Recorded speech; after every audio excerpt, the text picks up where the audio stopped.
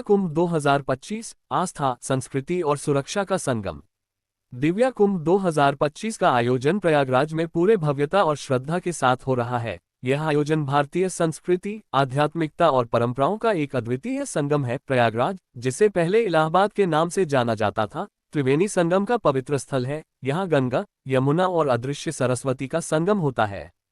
इस कुंभ मेले में लाखों श्रद्धालु देश विदेश से गंगा स्नान करने और आध्यात्मिक शांति प्राप्त करने के लिए एकत्रित हुए हैं। दिव्या कुंभ 2025 में श्रद्धालु अपनी धार्मिक आस्था और परंपरा के अनुसार गंगा स्नान करने के लिए बड़ी संख्या में पहुंचे हैं। गंगा स्नान को पापों के प्रायश्चित और आत्मिक शुद्धि का माध्यम माना जाता है।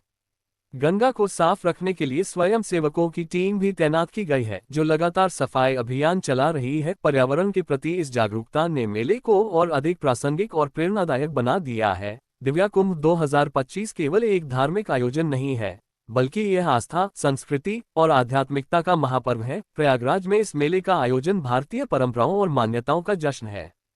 श्रद्धालुओं की भीड़, गंगा स्नान का महत्व, बच्चों के लिए मेले का आकर्षण और सुरक्षा की पुख्ता व्यवस्था इसे एक अद्वितीय अनुभव बनाती है। यह मेला न केवल आस्था का केंद्र है, बल्कि यह पर्यावरण संरक्षण और सामाजिक एकता का संदेश भी देता है। दिव्या कुंभ 2025 आने वाले समय में भी भारतीय संस्कृति और परंपराओं की गहराई को समझने का एक महत्वपूर्ण माध्यम बना रहेगा। श्रद्धालु गंगा जल को अपने सिर पर डब्बे में लेकर आते हैं और स्नान करने के बाद इस पवित्र जल को अपने घर ले जाते हैं। इस जल का उपयोग पूजा, धार्मिक अनुष्ठानों और शुद्धिकरण के लिए किया जाता है। स्नान के लिए लंबी कतारें देखने को मिल रही हैं। श्रद्धालु सुबह से ही गंगा के किनारे पहुंच जाते हैं और शांतिपूर्ण तरीके से अपनी बारी का इंतजार करते हैं।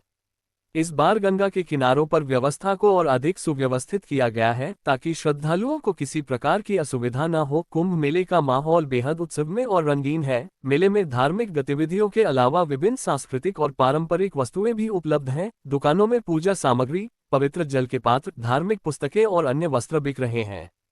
बच्चों के लिए मेले में विशेष आकर्षण के रूप में सिटी बांसुरी और खिलौने उपलब्ध हैं। ये सिटी बांसुरियां बच्चों के लिए मनोरंजन का साधन बन गई हैं। बच्चे इनसे खेलते हुए मेले का आनंद ले रहे हैं। इसके अलावा मिठाइयों की दुकानों पर तरह तरह की पारंपरिक मिठाइयां भी श्रद्धालुओं और बच्चों को लुभा रही हैं। इस विशाल आयोजन की सफलता और श्रद्धालुओं की सुरक्षा सुनिश्चित करने के लिए NDRF, national disaster response force की टीम नदी में लगातार निगरानी कर रही है। गंगा में स्नान करते समय श्रद्धालुओं की सुरक्षा का ध्यान रखना अत्यंत आवश्यक है। एनडीआरएफ की टीम हर संभावित आपात स्थिति से निपटने के लिए तैयार है।